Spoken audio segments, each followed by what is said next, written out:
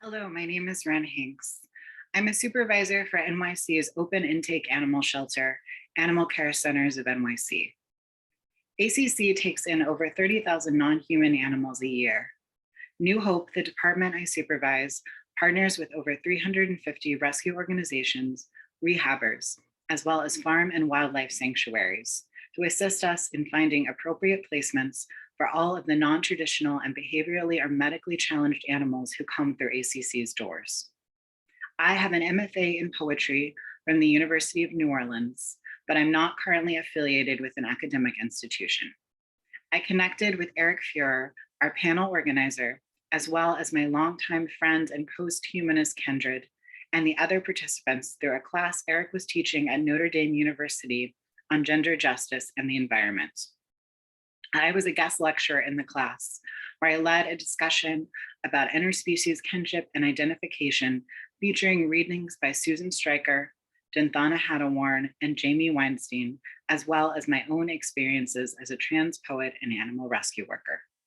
This brief presentation, entitled Moving Beyond Animal Welfare, Interspecies Kinship and Connection in Animal Rescue, will explore collaborative and community-focused approaches to the pet-human relationship and how to integrate those approaches into the owner-property framework that currently legally defines relationships between humans and their non-human family members in the United States. As a non-academic, this presentation will draw largely from my boots on the ground experiences as an animal rescue worker. I invite those of you who are listening to this with an animal companion nearby to reflect on the ways you communicate with each other daily and the ways those interactions enrich your larger connections with other humans and non-humans alike. Moving beyond animal welfare, interspecies kinship and connection in animal rescue. The dead possum looked like she was breathing. The blind pinkies clung to her like spelunkers, making her split open belly rise and fall. Will someone take them? The vet tech asked me before scooping them out of her and nestling them in an incubator. A rehabber I know takes even the smallest neonate possums. So close to unbirth, their clam meat pink repulses me. Sometimes I have to fake tenderness for them before it washes over me. Every person, no matter their species, becomes a thing so easily. I work for NYC's City Animal Shelter as a supervisor in the Emergency and Problem Animal Department. I dream about broken bones and kestrels trapped in ovens, kittens with prop-tossed eyes who refuse to eat. I manage animal crises better than anything I've ever done in my life. Every day at work, I set out explicitly to mitigate harm already done, inexpertise or neglect boiled over into violence. Even so, because I'm human, I sometimes hurt the animals I claim to save, hoarding material resources they need to be themselves. For a long time, I didn't understand you could be both harmed and harmer. You were either, in my mind, the person who loves the deer or the hunter who bleeds the forest soul for a trophy, cherisher or destroyer. That excerpt was from a personal essay of mine called Agents of Harm, which connects trauma and violence enacted between species with the cycles of harm humans perpetuate on each other. I see interspecies and intercommunity harm and misunderstandings as intimately connected, and believe that in unpacking the way we currently treat non-human animals between homes, we will also inevitably touch on the ways we treat each other. As mentioned previously, I am not an academic with any formal training in animal studies or animal behavior. I am a crisis responder. I respond to the emergencies caused in part by our society's insistence on cataloging humans distinctly from the rest of the planet's species. What I've witnessed working in a city-funded shelter in East New York is emergencies and neglect at the intersections of class, race, and species. But I've also witnessed mendings and comings togethers that have inspired me, made me believe in paths toward interspecies kinship that go beyond the idea uplifted by white-moneyed institutions of animal welfare. Before going any further, I want to provide definitions for a few common terms in animal welfare.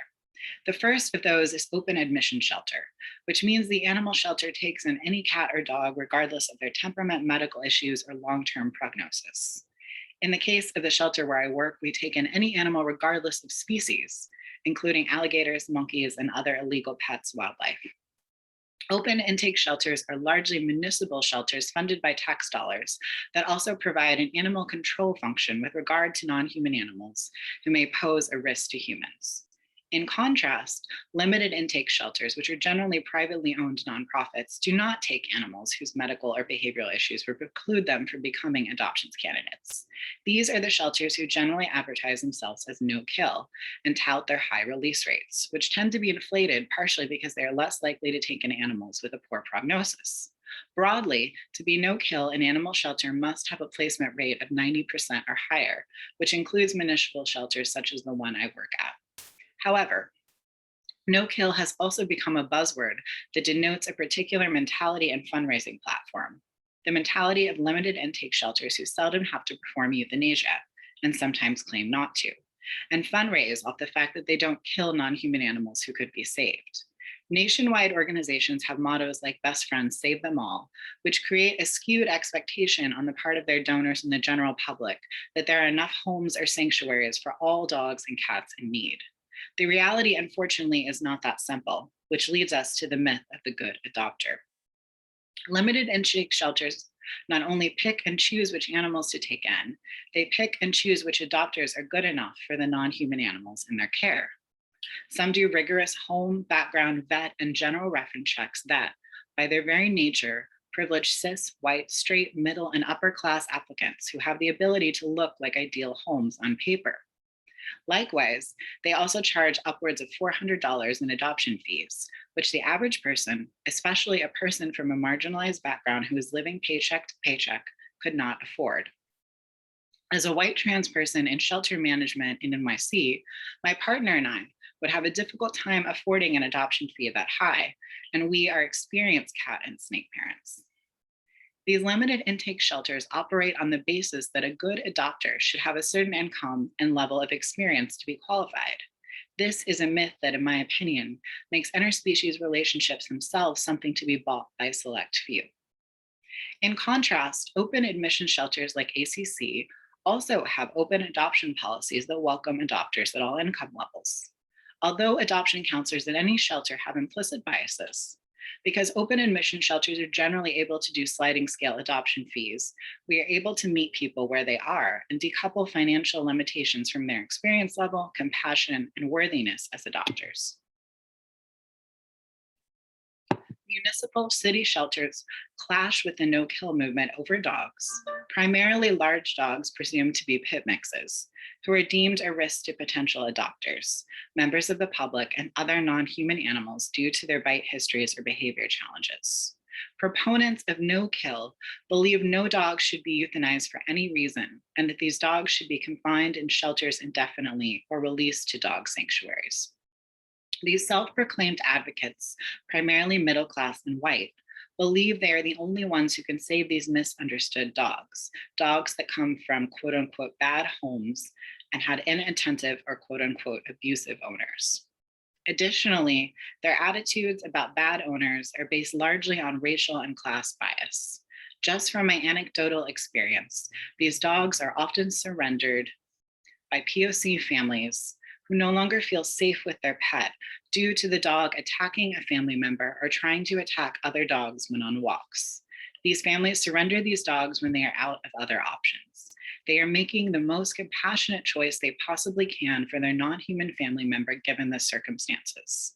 The difficulty of this decision and the dog's individual history and personality are lost in the no-kill language that declares every dog innocent and pure, without agency of their own, unlike the quote unquote unfit humans who surrendered or abandoned them.